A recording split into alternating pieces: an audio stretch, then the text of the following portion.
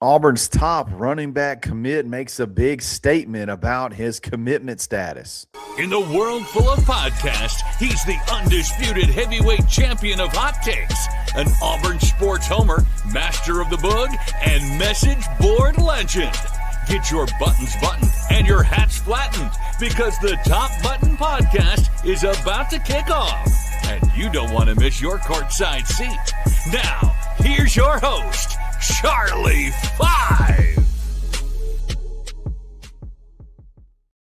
Yes, sir. We're back. It's another episode of the Top Button Podcast. I'm your host, Kyle Rush, a.k.a. Charlie Five, and we are ready to get after it. Myson Johnson-Cook has had Auburn fans a little bit nervous lately, and then he finally comes out and makes a statement to kind of clear the air on his commitment. We're going to talk about that, and then we're going to run through the schedule as technically today's the first day of football. I don't want to say technically. Today is the first day of football. It's report day. We get to talk to coordinators, all that good stuff. We're going to jump into that. Let's hit the Myson Johnson-Cook story right now. He's kind of had fans nervous. If you don't know who that is, he's obviously one of Auburn's top commitments, top 100 running back. And I think one of the reasons that this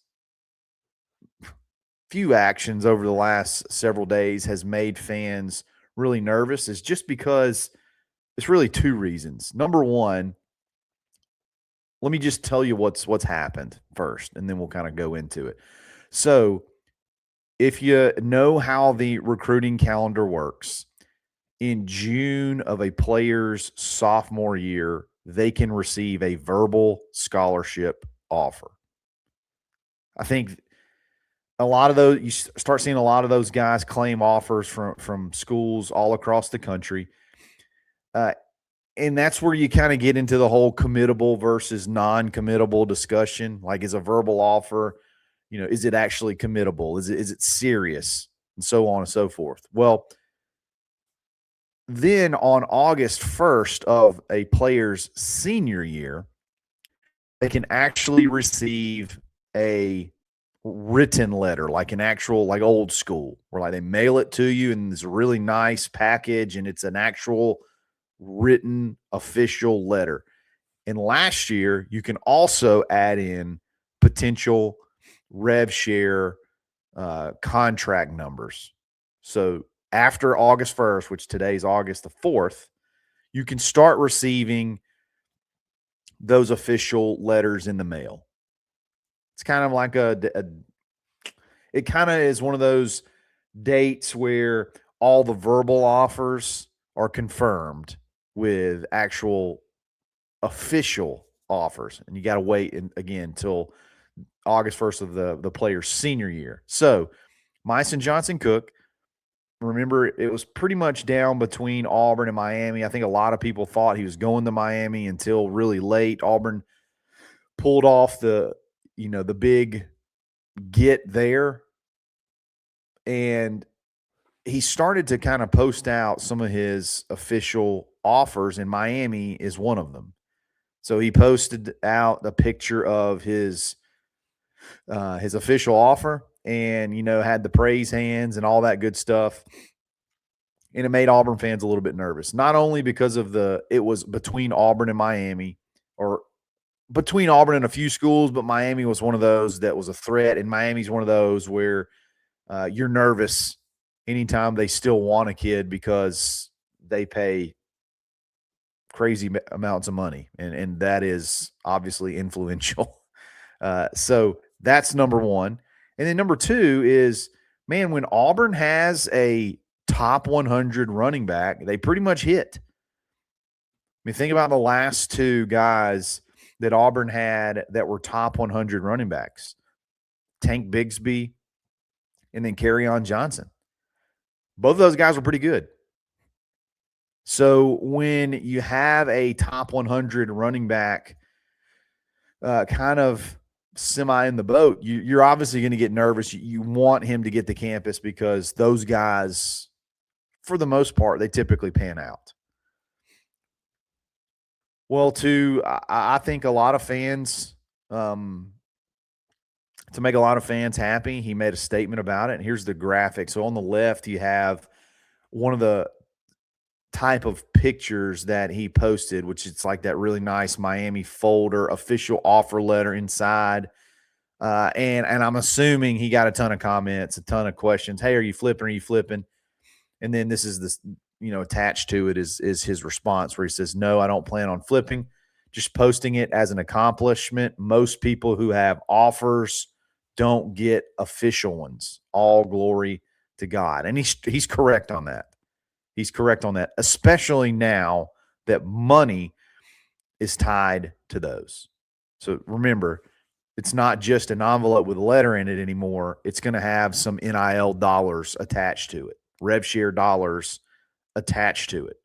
Remember last year, this August 1st was the whole, when it gets to August 1st, we'll see if everybody's following the rules. We're going to follow the rules, and these guys will get in trouble, and they're lying and all that kind of stuff.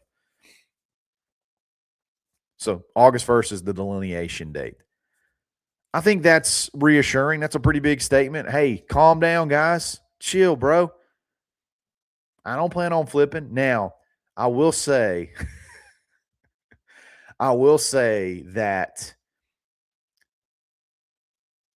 saying I don't plan on flipping is not – that's very calculated. Sometimes it can be very calculated. That's a lot of what you hear coaches say. I don't plan on leaving. Hey, it's not a part of my plan, but, plans change. I don't foresee me leaving right now, but who knows if the right offer comes along. I don't know that that's exactly what that meant. I feel pretty strong about Myson Johnson-Cook. There's some stuff outside of just his commitment, just his verbal commitment that I think ties him to Auburn pretty hard. Not going to go into too much detail about that. But, yeah, I think that kind of calmed the nerves of some folks from the Miami love. I will say this. I kind of like the idea. I kind of like the fact that Miami's still after him. I know it makes me nervous, but remember, he took a fairly significant drop in the rankings. I think he had some people saying he's getting a little heavy. He came into a camp a little heavy. Well, if that's the case, it didn't bother Miami. It didn't bother, someone recruiting at the highest level that's accumulating, tons of talent that played for a national championship last year. So those rumors and that kind of chatter doesn't really bother me that much when you see stuff like this. So feel good about Myson Johnson-Cook. Still think he's a stud. Still think he's a franchise guy. And, right now, I think anything can happen based on how the season plays out. If it's a stinker, anybody's up for grabs. If you have a solid year, feel pretty good about it. So I think that's a big statement. Should kind of calm some nerves, make people feel a little bit less nervous about him. Just showing some love, man. It's an honor. Very few kids get to this level. Very few kids get this type of attention. And again, a verbal offer is not the same as an official offer in writing. So it's a big honor. There's no doubt about that. We're going to talk fall camp kicking off today as today's report day in just a second. But before we do that, let's give a quick shout to buyauburn.com. Do business with Auburn people everywhere. If you're an Auburn business, you can list your business on our network for less than $1 per day. And if you're an Auburn fan, Auburn person, do business with other Auburn people. Like if you got to make a purchase, try to do it with an Auburn person first. And what better place to go than buyauburn.com to find those, all kinds of industries all over the country. And we're adding new businesses every single day. Check us out. It's buyauburn.com. We'll be back right after this.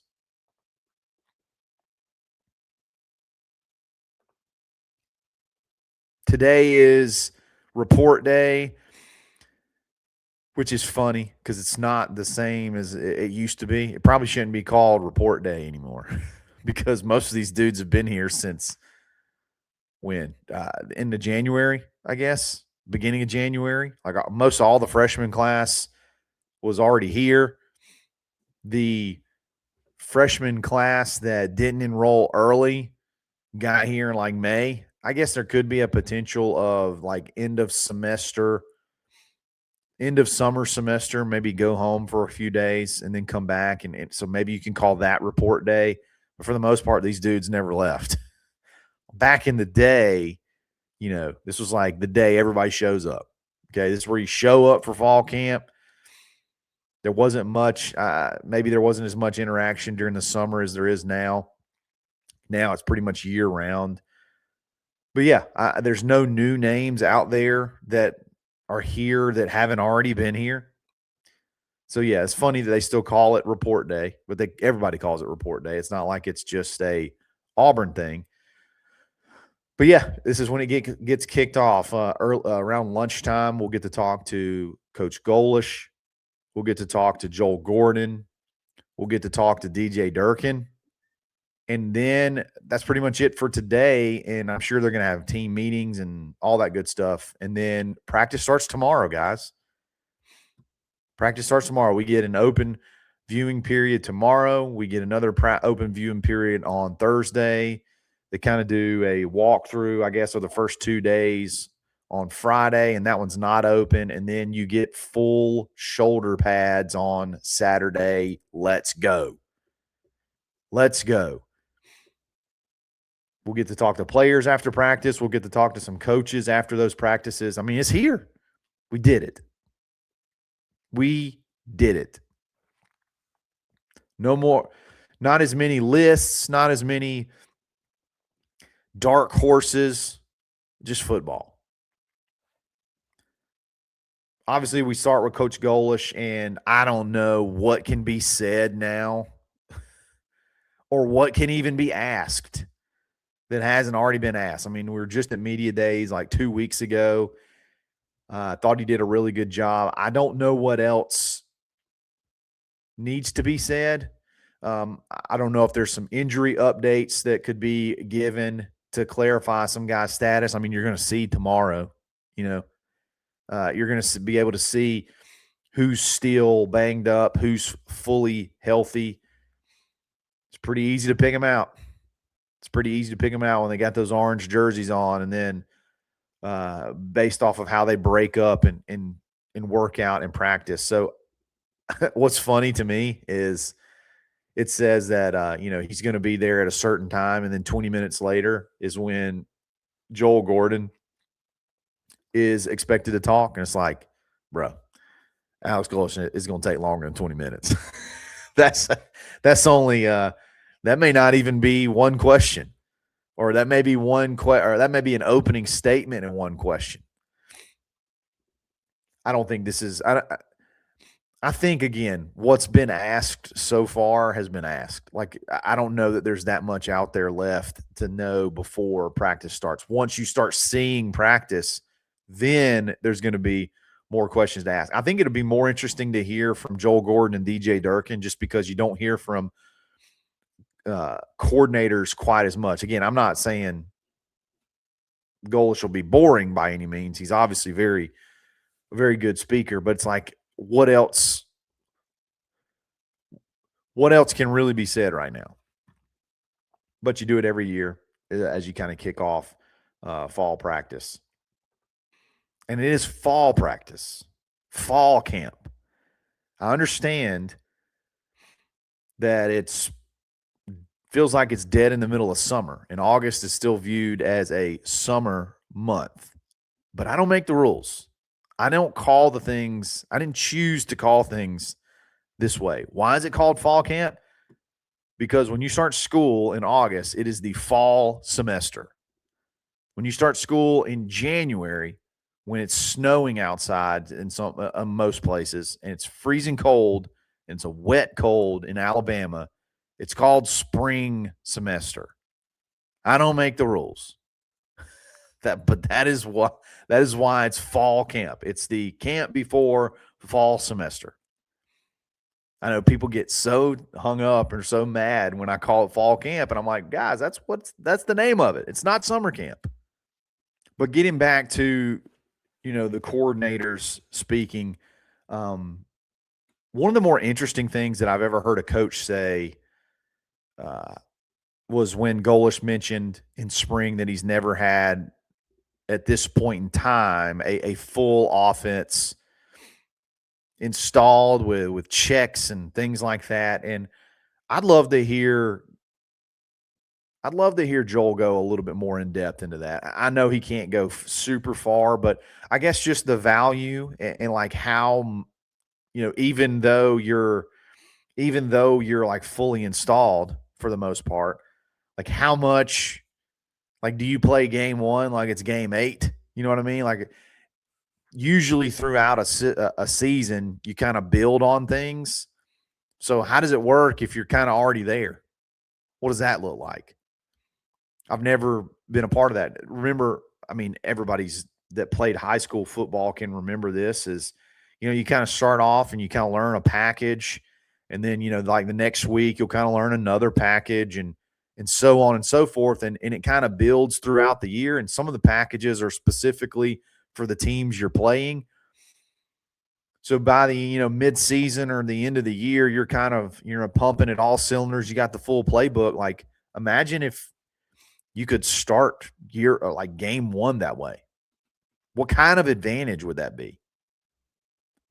I think that's really interesting. It's one of the reasons, I mean, maybe I'm a little bit more, I guess, optimistic just because there's so much of an advantage of, like, when you look at Auburn's schedule, it just feels like from a continuity standpoint, Auburn's got less question marks. Auburn's got less things to, I guess, project. Like, you kind of already have an idea of really not a ton of even position battles on offense that you're, I guess, super got your eyes on. I mean, you obviously know who's the quarterback. You know who's your starting running back. You know who, for the most part, your starting wide receivers are, starting tight end, your starting tackles, your starting center, potentially at least one of the guards, maybe both. So from a personnel standpoint, there's not that much to learn, but I'd love to know the advantage. Like, okay, Golesh said you got everything installed. What's that look like? What's that look like week one? How big of an advantage is that when Florida comes to town week 3? They're still trying to figure out their quarterback situation. They're still learning a new offense. Like, what's that look like? And then as far as DJ Durkin goes, man, what else is there to learn about him? Like, it feels like he's been here 10 years, and obviously that's not the case. And I feel like the defense has just gotten better every single year. Lost some pretty good players, some really good players off of last year's defense. I think you have some really good young players that can be elite recruits anyway, that are still, going into their sophomore year. This team's got a lot of sophomores on it, man, especially on that defense. A lot of really talented sophomores. So it's like, man, what could that be the following year if you have a good season and you can keep everybody? DJ's a stud, man. He'll figure it out. Guys, let me know how you feel about fall camp. Let me know how you feel about going into fall camp. What are some questions you love, or what are some questions you love to have the answers to today that haven't already been asked? And then, does the Myson Johnson-Cook statement make you feel a little bit better about his commitment? We're going to get out of here. We're going to be there today. So much to talk about. We'll break everything down. We'll overreact, I'm sure, to everything that's said. Or we'll properly react. How about that? We'll have some fun doing so. Guys, thank y'all for listening. Make sure you like. Make sure you subscribe. Hit that premium subscription. You can get the Village Vice post show. You can get Afternoon Delight video version every single day of the week, man. Pumping out content left and right. It's here.